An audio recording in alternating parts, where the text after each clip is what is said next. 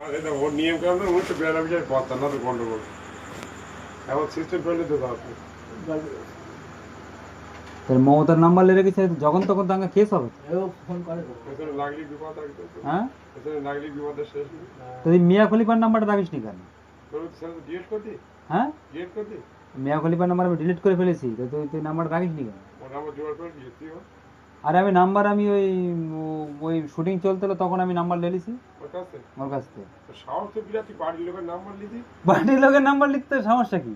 তোর ক্ষমতা আছে, বোনের কাছে ফোন করে না না, তো মমতা ব্যানার্জির কাছে পৌঁছতে গেলে মিয়া খলিফার কাছে আগে যাইতে হবে। ও বাদ দেবে একেবারে বাদ। তুই তো এখন মোবাইল না না, মিয়া খলিফার কাছে যাইতে হবে, তুই বুঝতে পারছিস না।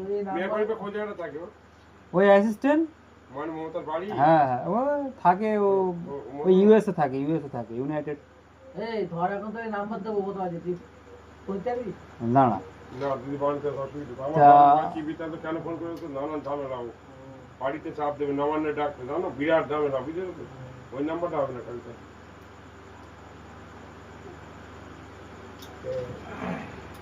তো ওই বডি গার্ডের নাম্বার আছে জনি সিং, ওরে তোর সাথে বকতে গেলে ভাই সারা রাত লাগবে ভাই ওদের মাইক তো জনি সিং এর নাম্বার নেই?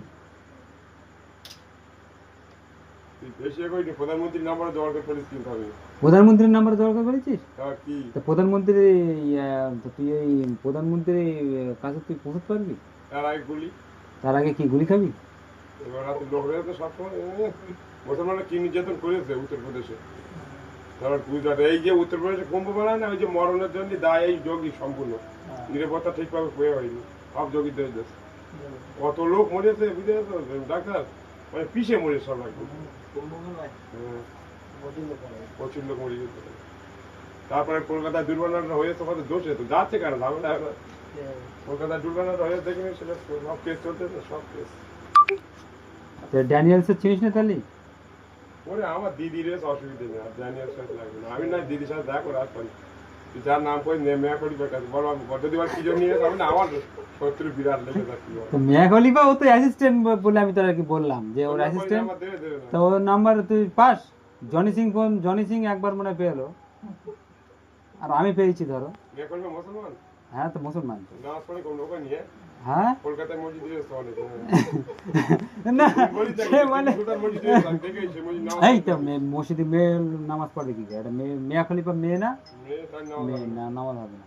ওর অ্যাসিস্ট্যান্ট ওটা সে আর পকিন বই করে। ও, হ্যাঁ,